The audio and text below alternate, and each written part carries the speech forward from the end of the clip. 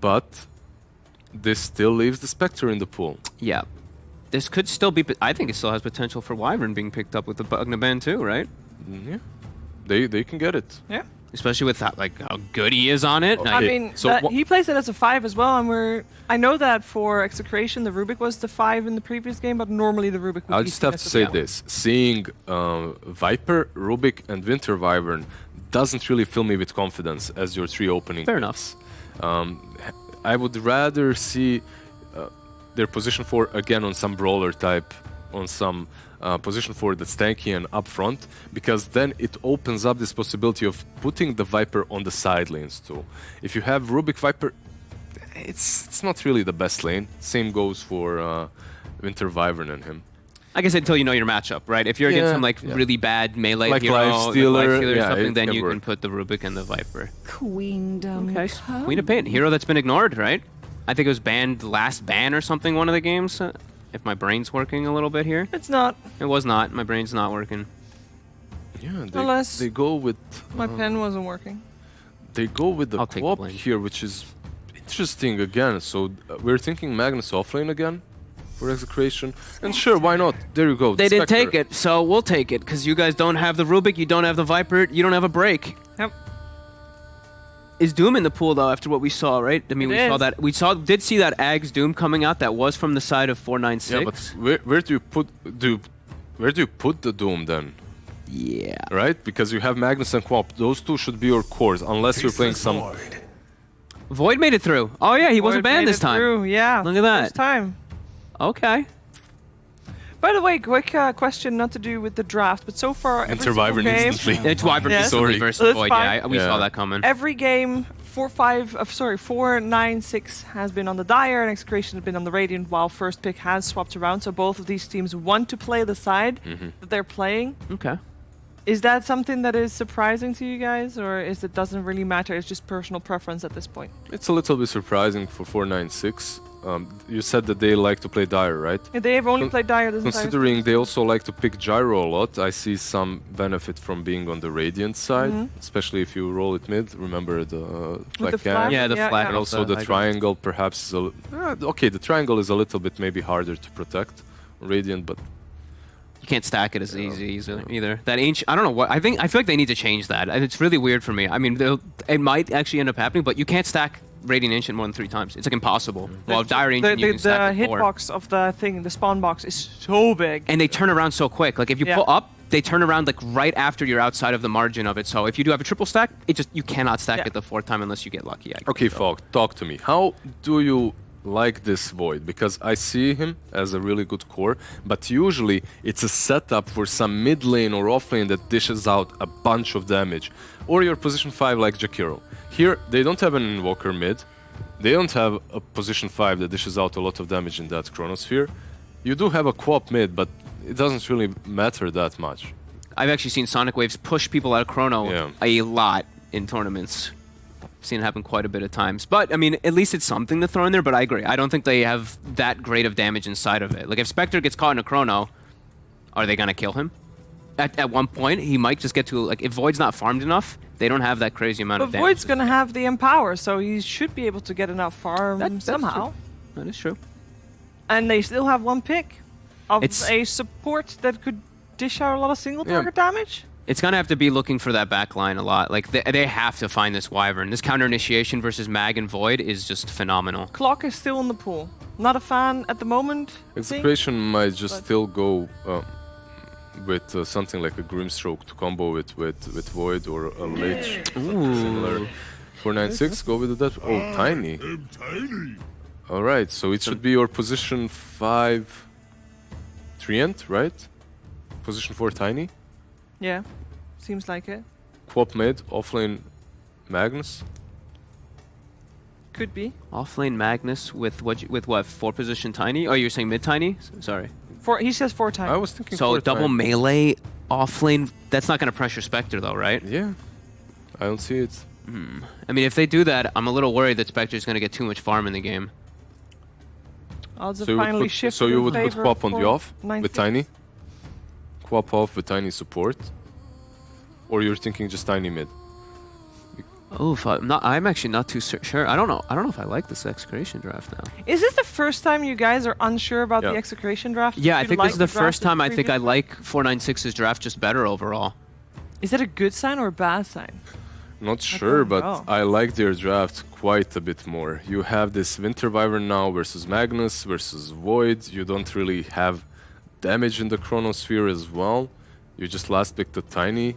I think this Death Prophet Silence looks so strong this game too. Void as well as Queen of Pain, they get hard countered by that Silence. So for the first time, I'm actually liking 496's draft quite a bit, and I have to go for them. Even though Execration, last 2 games, I did like their draft, even though I did go for 496.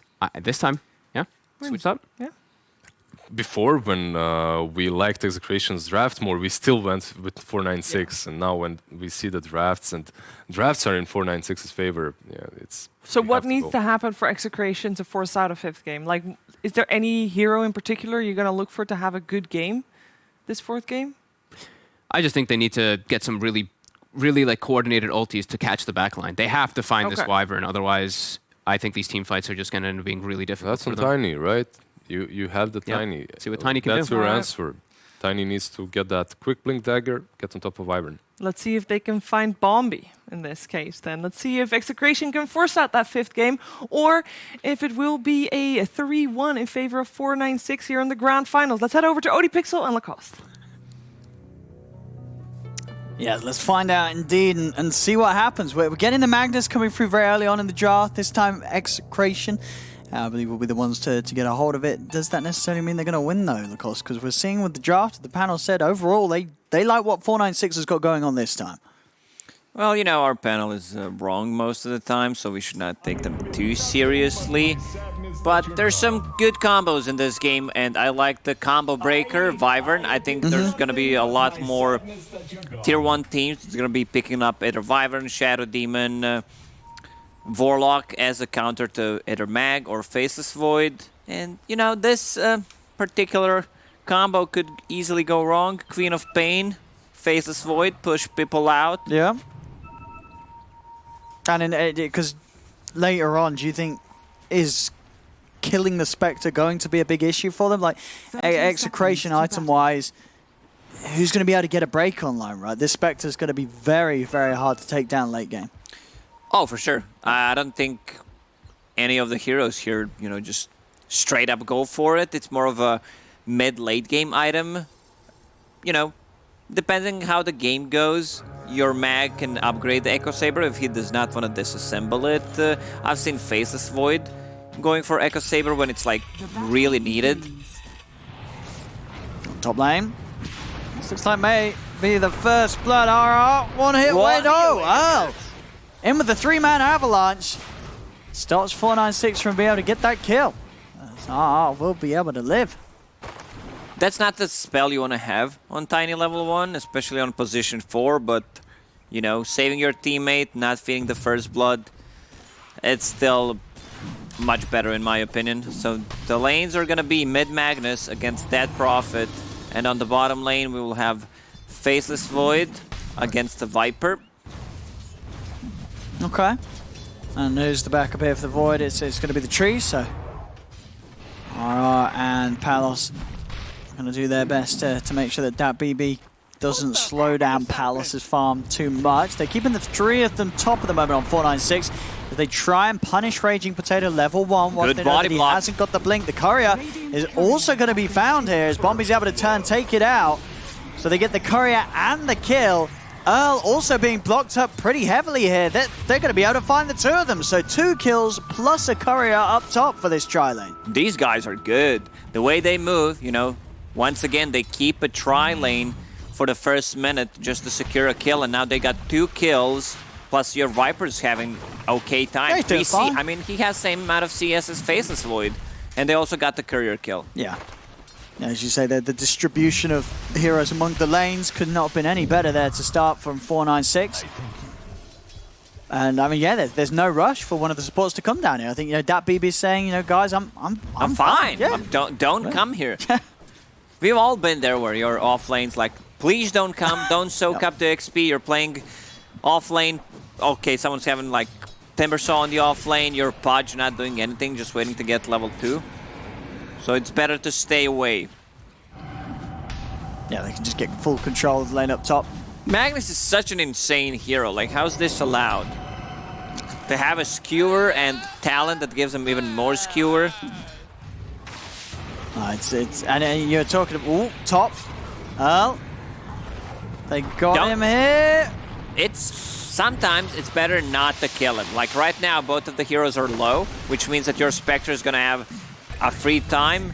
And I think it's time for one heroes to rotate to the bottom lane and just help out Viper. Yeah, not for sure. They're gonna send Yassi down. So they've now got the two of them going here. I mean, they've already got that top lane going the way that they wanted it to do so. And Jet, touching upon the fact you say about the Magnus being strong, at the end of the last game, you're just talking about heroes with repositioning skills. They've got the Tiny as well, right? So if Execration do start to lose and the high ground pushes come in from 496, they've got the tools to maybe win the game in the same fashion they won the last one. You've got to be careful when you're pushing high ground. You also have Sonic Wave to push them back. So this lineup is no joke. It's a lot of long cooldowns, however. Bottom lane Palos is trying to go in. Get back. I mean, it's too much damage from this Viper. Palos is just dead. Too hard for him to fight this. Yassi will fall, but it's going to give that BB the double. That BB getting the solo XP from the Treant. I think it's worth it. Rubik wanted to die there instead of just going back with no HP, no mana. I think it's a very good trade for 496. They've really got to be careful. Some of these side lanes now are getting some easy kills. Farm in the mid lane, still pretty even. The DP doing a good job against the powerful farming of Ken. Has nukes to push back herself. Magnus got rid of the ward, which was blocking the camp and also providing vision on the high ground. So you can farm both of these camps at the same time, pretty much. Viper, he's using a ton of mana, but he is putting also a lot of pressure. Mag. We'll get the skewer back onto Hung Hung underneath the tower. Avalanche as well onto the DP. Hung Hung, he's got nothing to toggle the aggro over to. Tries to pop a Verifier to live, but will fall, but not before getting that kill onto Ken. This is exactly what Tiny needed. Like, he was having an extremely bad time, now gets the solo XP from the Dead Prophet kill, and is kind of back in the game. Yeah, straight up to level 4. To move around and have these very potent early game combos. A lot of damage output from the Tiny, and it's got to stay active. These side lane cores, though, are going to be very hard to make moves on. The Viper and Spectre, not easy targets for Tiny to be able to get a hold on early on. These early sort of tanky heroes always a bit of a danger to gang because the turnaround can be there. 1 minute bounty. Oh, it's going to lead in onto Yassi with the combo. So Yassi tries to run Earl and RR with the chase down. But he's away. Can't quite finish him. Palos gets in. But each time he steps forward, that BB just starts to lay down the poison on him and he has to back off. Faceless Void, level 5, going straight for Hand of Midas. I guess he just wants to be able to scale, you know, with the Treant Protector. They can stall the game, there's always going to be that threat you were talking about. The toss back, once Tiny gets a Blink Dagger, same goes for Magnus. And 496, they finally got the lane back where it should be on the top lane, so Spectre can farm underneath the tower. It was very close to enemy tier 1 tower, which is kind of dangerous, especially with the toss back from Tiny. Queen of Pain, just one Nully going for Urn. You definitely need a Spirit Vessel this game, and you need it fast. Like, Tiny needs a Blink Dagger, so he can't go for it. And against the Dead Prophet Wyvern, you definitely need to have one. And this early Ghost usage starting to put some pressure on mid. Yassi does grab an Invis. See if he gets the opportunity to catch out Ken, but Ken staying close to the tower. How far forward does he come? If they get a good telekinesis into the Arctic Burn, so they may be able to try it. Still hard, though. It's tanky Magnus. And in fact, extra TP backup coming in. We're going to have Raging Potato come over to the mid lane. As the Quap here does come in, but nothing else to offer. That just refills the bottle for Mag. Yeah. That was pretty much it. And 496 needs to commit heavily to kill the tower because of the Treant Protector's heal. They need to bring numbers or play with the catapult. Radiant's courier has been killed. Bottom lane. See if Yassi and that BB can find an opportunity. Palos is 6. Early on, though, as mentioned by the panel, not really huge combo potential with Chronosphere. So, very hard for him to get a kill with this early. Unless 496 themselves try and dive, get low. Yeah, the only combo they have is Queen of Pain. Yeah. During Chronosphere, there's literally no damage they can put inside. See mid. Okay, Palos. I mean, no, it's not... No. Oh, no. That couldn't have gone any worse, the cost. I mean, if Magnus somehow skewered and one guy also TP'd, it could have been worse, you know. I can think of a scenario, but this was pretty bad. Yeah. Oh, and that's why I love Wyvern against the Faceless Void, against the Mag. We've seen it in the previous game. Like, this hero is not the strongest laner, but once it comes down to team fights, it's one of the best ones. Yes, so it's going to be quite the hit there for the Void. First move on the map, Chrono does nothing. He ends up dead. Not only dead, but dying to the enemy carry. There's now a 1k difference between him and Spectre after that. A little bit of a mess up mid. My question is, what did he learn from that fight? Like, is he gonna do it again? He needs to catch Wyvern. Spectre? I don't think she's dying. Okay. Ooh. All One right. level is tiny. Okay, he's 5. He's okay. step aside, Void on the carry now. With the XP he's getting. I thought he was still level 4, but he got level 5.5, so he's good. Big stack. Bombay. It's going to get blown up by the Sonic Wave, also pushing back Hung, but Ken, he's already too low. With the ghosts out, Hung can chase. Over towards Raging Potato, they'll look, he'll have Blink back in a second, but they may just have the damage to take him out before it's available to us. There it is. Living Armor also keeping him safe. They'll continue to move over towards Palos, but not having any further catch. Palos is fine. Needs to be careful, getting very close to having the Midas recipe, so a death at this stage would be pretty painful. I think that's a very hard kill to get. Yeah, we're seeing them multiple times trying to dive in onto the DP as Earl turns over towards Yassi. Telekinesis is there. Earl caught in the river. Living Armor saving him a little bit. There's the bounce with the Splendor Blast. The Fade Bolt from Yassi finishes the kill. Raging Potato, he's gone in for this Rubik kill. I mean, he gets it, but he's given away more action to this Death Prophet. And that's, you know, that's not an a good off-lane trade. Quap diving in. That's not like a support Quap, but he's making moves like it is. And 496, this is the second time throughout the series when they just evade enemy jungle, get their bounty runes, try to steal stacks. Faceless Void, he needs to chill for another 30 seconds to a minute, even though the Chronosphere is up. Get that Hand of Midas online. Yeah, I think he's just about got it, but yeah, I mean, you're right, yeah. The fact that the Chrono's up is like, okay, we know you've got your ult, but just be careful. It's a very hard game to get kills early on with the Chrono. Midas also done for Spectre. As the farm for both carries will continue. Top 3 net worth, though, at the moment, all 496's members. Off to a very hot start here, 10 minutes in, 3k lead. Well, we'll see. Void is going to have a good shot of closing that gap, not only having the Midas, but also having the Empower on his side. So we'll be able to farm very quickly. We're just got to make sure that he doesn't get caught in any other nasty fights early on. Horn coming out on the bottom lane. As they're going to look to try and move on to RR, but RR's into the trees, so that Horn. Just keeping things even after that fail Chronosphere on the mid lane. We see the same thing with the Haunt. That just comes in to show that he can do it as well.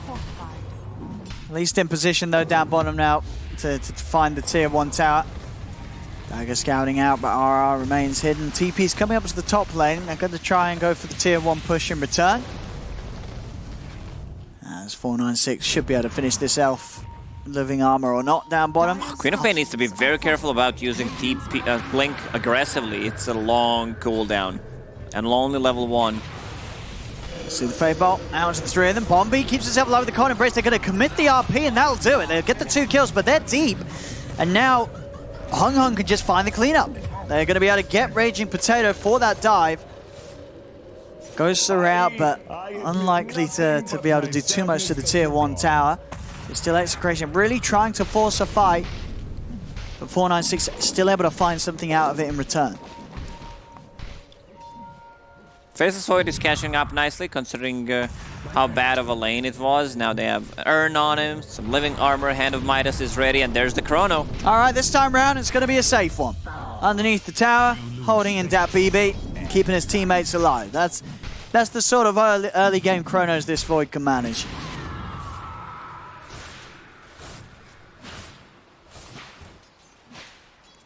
Still, definitely a game in which, I mean, with the Chrono down, 496 may feel that they can try and go for some sort of catch. They'll have the curse up soon as well. A lot of long setup. cooldown ultis on both of these teams, so we might not see that many fights going on. You know, just casual pick up here and there. Tiny, he only has 200 gold at the moment, which means that his Blink Dagger timing is going to be delayed by a lot. Like, it's going to be 20-minute Blink Dagger Tiny. Yeah, he's not had the chance at all to pick up any farm in these lanes.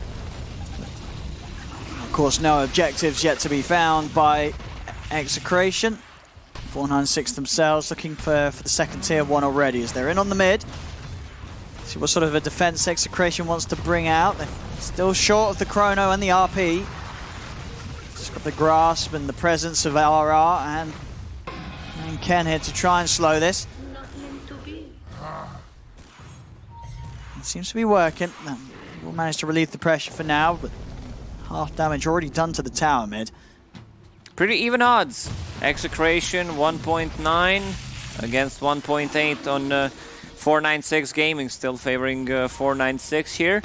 They've been ahead pretty much the whole game. This is a big kill. If they can get it to second time walk, not much burst damage that they have at the moment. Yeah, ooh, he tries for the TP, but Yassi still had that telekinesis held back. See if Palos can run. He's going to have Chrono up in a second, as well as Time Warp once again. Bombi slowing him down. Palos into the trees. They'll come in with the Haunt. Palos is gone. Over in mid at the same time. Execration making the counterplay onto Dat BB. Dat BB pots the one, but he's still down. The avalanche and the punches from Magnus finish him off. 458 won't quite find Raging Potato. The blink's back in time, and the Quap's away.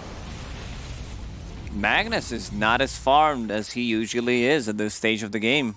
Like, does not have Echo Saber yet. I mean, it's a costly item. You get a Bracer, Powered Treads. Maybe we've just used to see just like Magnus insane, being, insane amount of farmer Magnuses. Yeah, this seems to be more of your standard start. I mean, just not quite the performances that to write home about that we've seen so far in the early games of these games here in the best of 5 grand finals.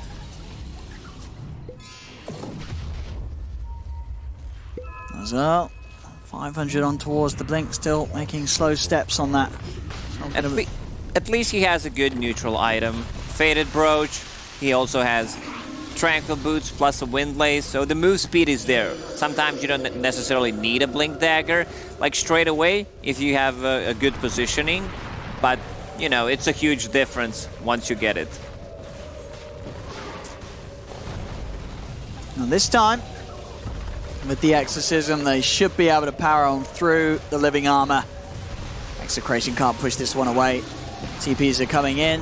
To Execration, really want to try and find a fight. Raging Potato is going to go in with the dagger onto that BB. Earl's charging in, but the curse, they'll put a stop to that attempt. Holds the two of them back. Siphons are out from Hung Hung. They're going to kill both of them here by the looks of it. Potato blinks out, but the Viper strikes on him. He's dead. That was a very ambitious play there from Execration to charge in with the two of them, despite their tower going down, and the rest of the team not really interested in fighting. Yet, two other members of the team were just on the top and the bottom lane. They were really not on the same page. Oh. Mag uses RP on Wyvern. Easy kill. But they got Faceless Void on the other side of the map, which is a much, much bigger kill. And Palos out for 40. Up top, 458. He's not going to feel any threat from these two. He's fine. He's out of there. Yeah, they've got to be careful. Execration now, a couple of moves that have cost them their own lives. It's Hung Hung build for him this game. Yules into the Aghanims. Still as strong as ever. Have a lot of damage from the Ags. buff with the additional ghosts, and of course just speeds up the farming that much as well. They're out with the smoke. I mean, as soon as they're back in, despite dying, they're ready to run at them once again, Earl and Raging Potato. They're going to look for 458. Have they got the burst? They've got the Sonic Wave. There's TP backup coming in, though. Save is there. Earl still trying to stay on top of the Spectre. He really wants this kill, but he's not going to get it. He's got Raging Potato does go in and will find it, but he blinked in for this one, so he'll give his life for it. I mean, is that worth the cost? You do get the Spectre, but you do instantly lose your 2 lives pretty much as quickly as they respawn. Yeah, you killed Spectre, but the question is how much rest of the team is getting out of the map. I mean, Magnus is farming on the top lane, getting closer to his Blink Dagger. Faceless Void, what is he getting? Maelstrom into BKB. Okay, I can understand Maelstrom against some, it's a magical damage. Against the Dead Prophet, against Wyvern, if they use heal on someone, it still goes through. Dire's structures are fortified. Oh, some crazy aggression here from Execration to try and slow down the Spectre's game. And it is working. It's very close at the top between all the cores, but Spectre is on the lower half of it now. Mid lane, Yassi going in with the Stolen Time Walk, closing the gap onto Earl, goes throughout, but the Overgrowth will hold them back. Chrono's going to be dropped down. They're going to look towards the DP. Can they do it? Void, he's got a Time Walk out. Nearly straight up dies there. The stolen Chrono here from Yassi, holding the Tiny on the side so they can kill off Raging Potato, turn and take Earl as well. As I mean, Raging Potato and Earl, they're sort of just dying. This is 3 times in a row where the pair of them have just died. It's now Bombi. He's still alive there, staying in on the side, and Yassi with the stolen skewer, he kills off Ken before the RP can go off. Rubik's playing extremely well. First, he steals the Time Walk, sets up a kill on the Faceless Void, forces Treant Protector to use ulti defensively, then stolen Chronosphere, now with the stolen Skewer. Like, he is really on point with the spell stealing this game. Also, you know who's not on point and not on the same page? That's Execration, because Queen of Pain did not have ulti, Faceless Void uses one, does not use time dilation after, so it gets easily stolen. Also one mistake that we did not point out. And then Queen of Pain doesn't have ulti, there's really no follow-up inside the Chrono. Radiant are scanning. Now, these Chronos have been very hard to play with from Palos. I mean, it's just the nature of the lineup. They're not guaranteed kills, and already, no, it's not just the fact that damage is low from them, it's that 496 have ways to counter it. And their heroes are pretty beefy. You got 3 cores that just in themselves, whether it be through the passives or with Death Prophet and the Siphons, they're not easy to kill. Viper's just going for a tanky build, getting that Guardian Greaves. I guess he wanted to get Mana Boots in the laning stage to keep spamming it and putting the pressure on Faceless Void, and it's a great way of dealing with time dilation. You want to have your abilities in a team fight great against the Overgrowth. And now bottom 496 there, coming in with the push. The setup's there from Hung Hung. He's just going to get the ghosts out. Easy kill, and with the wave in position, they can go for the tier 2. At least he bought a Blink Dagger before it died. I thought it's not going to be a good Blink Dagger timing 21 minutes in. It's a rough one, but now they're trying to do something on the top lane. They need to fall back. They're scared. They're very scared here. As soon as 496 starts to show some sign of life up top, they're instantly out of their Execration. The dagger is going to catch on to Ken. It's Ken. He's got very little ways of playing his way out of this one. He is a dead man for sure. Ken. He's gone. He's out of this, and now RR, he's just got to keep himself hidden. And he will manage to do so. There's no detection down from Yassi, so the tree makes it away. Over towards mid, Hung Hung. Not quite there with the timing. Not sure they had enough. I don't think Rubik was close to actually get the lift off. That Prophet with the Aghanim Scepter will excel the farming capabilities and the tankiness of the hero. Okay. They just love using those long cooldown ultis on Winter Wyvern. Oh, now with this axe done on Death Prophet, it's so much damage. The slow as well, making it very easy to kill off Raging Potato anytime he blinks out of position. Top lane, Avalanche comes in. Can they finish this kill off with the toss-up? They'll get him. Execration getting themselves a big one. Finally, again, just putting the Spectre out of the game. That's the power of Treant, scouting things out, setting up kills for the team. And Tiny finally involved in one of those kills, barely. Like, I believe the TP was ready to go in 0.1 or 2 seconds.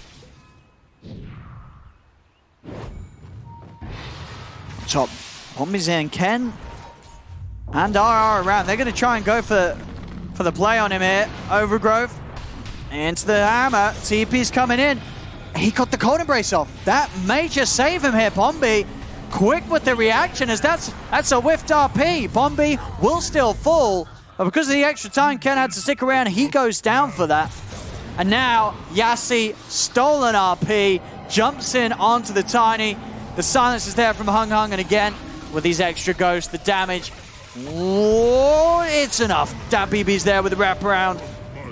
We did not see like 2-man RPs, multiple man chronospheres, even the stolen ones. They just use it on one hero to secure the kill, which I think is a correct play here. Just get whatever you can. Both of these teams are kind of playing for the late game. Spectre, Hand of Midas, same goes for Faceless Void. Now Dead Prophet pops that ulti. Spectre with the Manta style, they have more than enough damage to bring this one down. Yeah, this is their Roche for sure. No chance around the pit. Roshan falling incredibly fast here due to those ghosts. Aegis on 4-5-8, so now can rest a little easier when it comes to farming in the lanes. Doesn't have to worry too much about Execration's ganks. They're going to go straight for an aggressive play themselves. Horn up towards Ken on the top lane. Ken trying to get back with a skewer, but with the 4 of them here, it's just so much damage from 496. Their fight at this stage of the game just looks infinitely scarier than what Execration have with their heroes.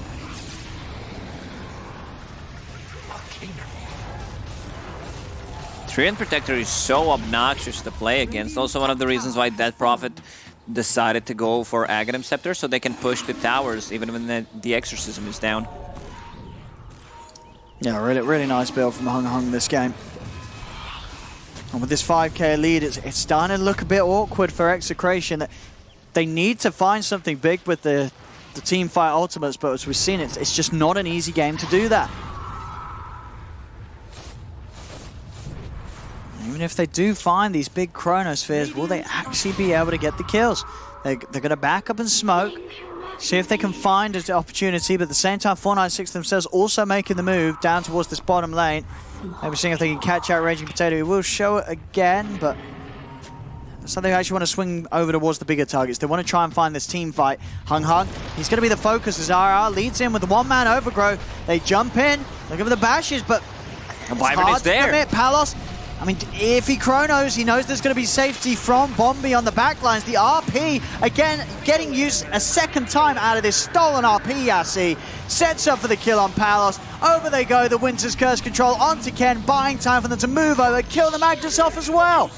I mean, it's starting to look pretty impossible for Execration. They just can never find the opportunities with these RPs and chronospheres because of the counter plays and the counter to picks that 496 have. Overgrowth is also used only on one hero and mostly offensively, so they don't get too much value out of that one.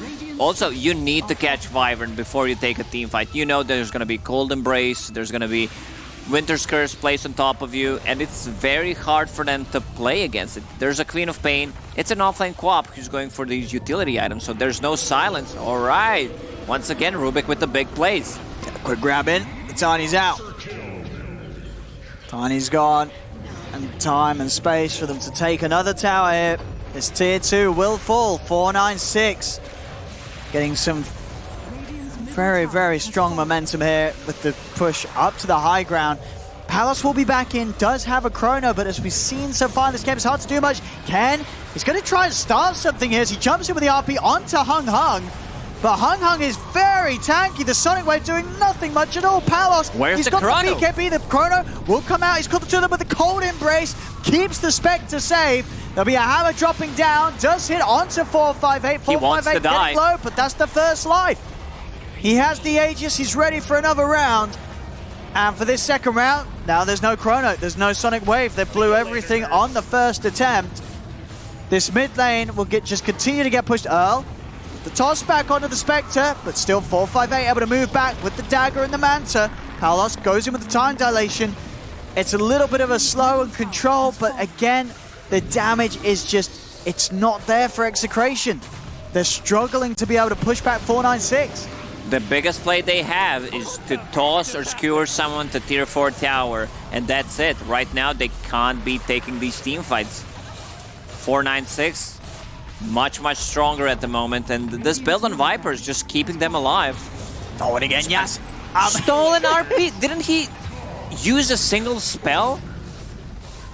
I mean, we're seeing so many RPs from Yassi. This was the third RP this game from Yassi that's resulted in a kill. Like, I don't think I've ever seen a stolen RPs that many times within the same game. He's just on top of it. He's in the Magnus's mind.